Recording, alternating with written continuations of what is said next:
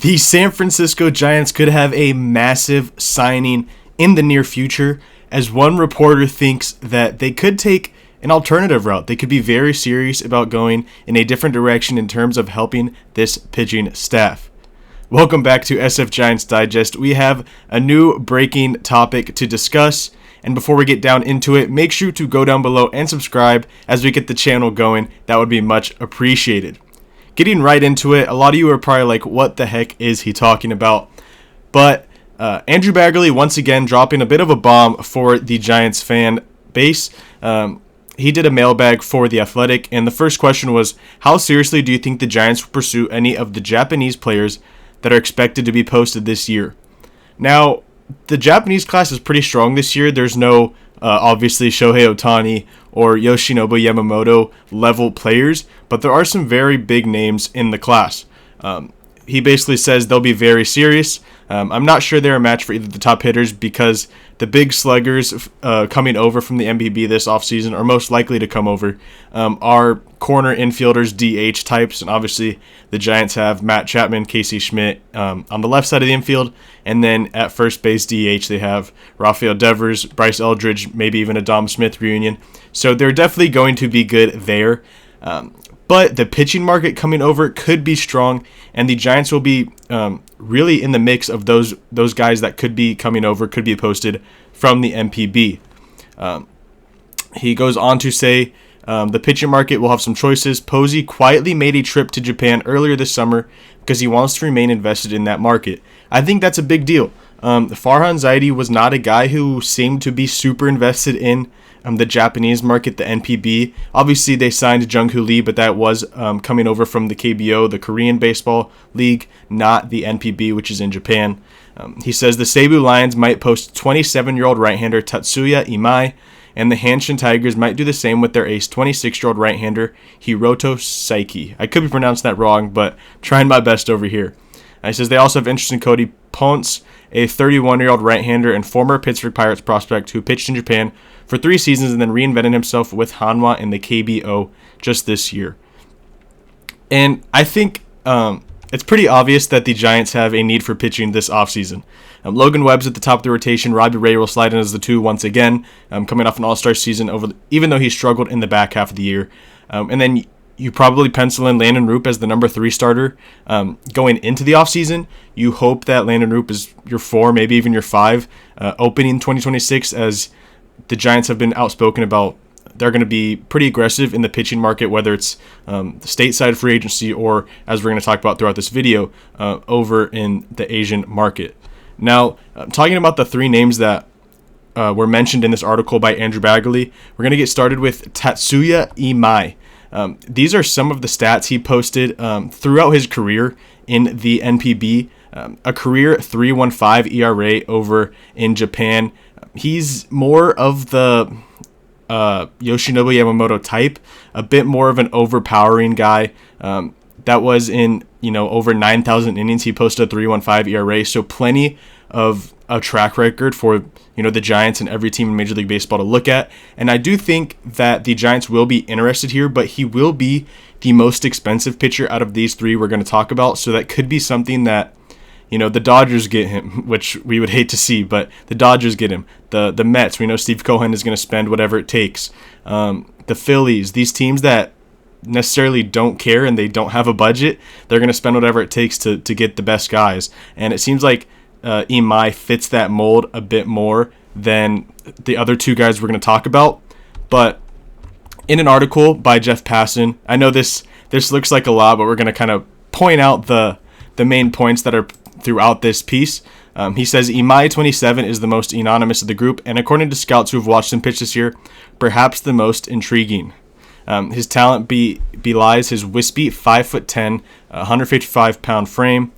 He sits 95 mile an hour, tops out at 99 with a vicious slider, changeup, a splitter, curveball, and a sinker. That is where I get the impression that he's a bit more of the Yoshinobu Yamamoto type, where it's going to be a bit more the kitchen sink with the pretty decent velo on the fastball in the mid-90s, whereas the other 2 guys are a little bit more, nitpick around, find ways to get guys out, not necessarily overpowering them. He goes on to say Imai's number this year's are a silly 1.50 ERA with 159 strikeouts, 37 walks, and just 4 home runs allowed, and over 143 innings pitched. That is another big thing. He does not allow any home runs. I mean, in right around 160 innings, only allowing 4 home runs is really unheard of in Major League Baseball.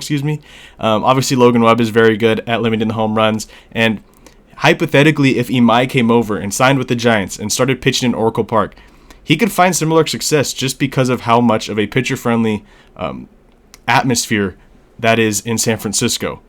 He goes on to say, Imai flashing excellent control for the first time in his career. It would make sense for the Cebu Lions to reap a hefty posting fee by allowing him to come to the majors now. He won't get the 325 that Yoshinobu Yamamoto got, but some people think he can get upwards of 200 millions. Other balked at that number. Second said thinks Imai will receive 150 million contracts. The lowest one was someone who thought he'd get 80 million. So either way, if he gets posted, whatever he signs for, it's going to be a hefty price. I do think if 150 million is kind of the middle ground of what he will most likely get, the 200 million seems a little bit hefty. Obviously, Yoshinobu Yamamoto was kind of an outlier, getting 325 million with zero experience stateside. But Imai seems like a guy who has really good upside, maybe a number 2, number 3 upside. We saw what Yamamoto did this year with the Dodgers. He's their ace now. He's their best pitcher. He's going to finish top 5 in Cy Young voting this year. So I do think the Giants should be in on Imai. I know the other big markets teams will be, but if there's a chance you can add someone like this who sits 95 to 99, doesn't allow home runs, strikes out enough guys, doesn't walk a ton, that's someone that the Giants should seriously consider adding to this rotation. And I don't think that should be a debate really either. Next, we have Hiroto Sakai, who is, I think I'm pronouncing that right, could be wrong, but he is the second guy that Andrew Baggerly mentions in that original article we talked about. Sakai has also been very good in his time in the MPB. He has a 2.18 career ERA in not as many innings, but he's still been very good at limiting damage, limiting runs, and just he's shown the ability to be effective against talented hitters. For those that don't know, the MPB is pretty well known as the second best professional baseball league in the world. Obviously, Major League Baseball is number 1, and then the MPB is right there. They consider the MPB talent to be between AAA and Major League Baseball players, whereas the KBO has seen as like AA, between AA, AAA, around there. So the MPB is, the MLB is at the top, but right below it is the MPB, and the talent there is, very serious. Here is an article from MLB Trade Rumors. They have a lot to say about Sakai. Obviously, this is from a couple days ago when the season ended. But they said, Saiki, I think it is. Saiki, a 6'2 right-hander, is coming off his 3rd consecutive season with a sub-2 earned run average in Japan's extremely pitcher-friendly league. He tallied 157 innings of 1.55 ERA ball across 24 starts. The run prevention isn't matched by huge swing and miss stuff. He has a 19.2% strikeout rate. Now, that is one thing I think the Giants or whoever's going to be aggressive on Saiki should be careful about. He's not a guy who's going to strike out a ton of hitters. And that is something where when you come stateside and you're not going to strike out a lot of guys, you could run into some issues. If you're not going to be blowing guys away, you're not going to be missing bats, you can get hurt very quickly in Major League Baseball. Say you walk a guy, then a base hit happens, and then if you're not missing bats, it could be 3-0 in a very quick instance. He goes on to say Saiki wouldn't draw plenty of attention from MLB evaluators if he were available within the next year or two. He faced the Dodgers in an exhibition start at the Tokyo Dome in mid-March. He fired 5 scoreless innings of 1-hit ball while recording 7 punch-outs. He struck out Ohtani, Teoscar Hernandez, Freddie Freeman. His fastball sat in the low to mid-90s, and he showed a swing and miss splitter that landed around 85 miles an hour. This kind of goes back to what I was saying about Tatsuya Imai. Seems more of the Yoshinobu Yamamoto type, where he comes over with electric stuff, a lot of pitches, the high velo fastball, and he has the ability to miss bats, overpower guys immediately coming over from Japan. Whereas Hiroto Saiki seems like he might be more of the Sugano type, who is the guy that signed with the Orioles last offseason and pitched for them this year, where he's not going to overpower guys. He's going to find a way to get outs, get the ball on the ground, get the ball in the air, and not strike out a ton of guys, which that is what worries me about Saiki. I think that it could be very concerning if his strikeout rate's under 20% in a pitcher-friendly league that is the MPB. So coming over stateside where you're facing hitters like Aaron Judge, Shohei Ohtani, these big boppers that don't miss mistakes, and for a guy that's not going to overpower hitters and doesn't have absolutely electric stuff, you have to be perfect when facing major league hitters, and it's almost unheard of to be perfect every time out, and that seems like what Saiki would have to be to find extreme success in Major League Baseball. But if it's a good price, if he could come over, be a solid 3 or 4 starter for the Giants, I do think it is worth entertaining the idea of bringing him over to San Francisco. And I don't think it would be, a bad decision of any sorts to have interest in bringing over Saiki. Now, the last guy we are going to talk about is the one that was lastly mentioned from the Andrew Bagley article. And we're not going to spend a ton of time on this guy just because he's not as exciting as the other two. But this is Cody Ponce, not sure which one it is. But he's a guy who I believe spent 3 years in Japan and then went over to the Hanwha Eagles of the KBO, the Korean Baseball League, which is where Jung Hoo Lee is from, where both Hae-Sung Kims are from.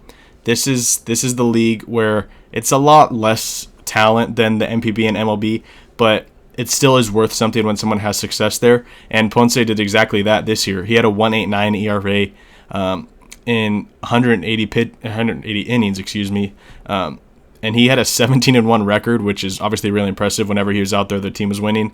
That is something that the Giants would love to have, a 17-1 record from a pitcher, but obviously he probably wouldn't find that much success over in the Major League Baseball League.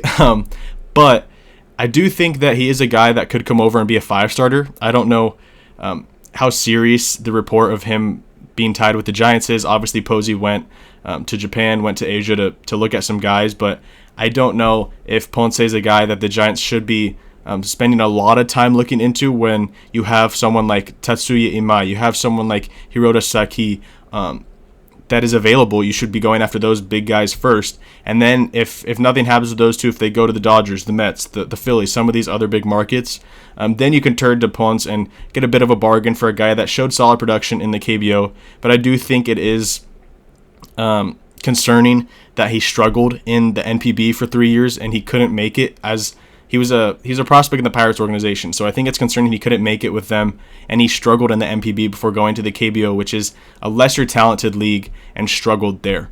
But that is going to do it for this video. I think we talked about the 3 guys that were mentioned in that article. Tatsuya Imai seems like the number 1 guy who a lot of teams are going to be in on if he's posted. Hiroto Saiki is a guy with some decent upside, not a lot of overpowering stuff, but has done a really good job of preventing runs in the NPB. And then lastly, Cody Ponce is a guy who went to the KBO this year after 3 years in the NPB and showed some really solid stuff with a really solid year of preventing runs in 180 innings. So he's shown the ability to throw a high amount of innings, which is something the Giants could desperately use. But let me know down in the comments if you think that the Giants will be in on these guys, if you think they'll end up signing these guys, if you want them to sign these guys. Make sure to subscribe to SF Giants Digest, and thank you for watching.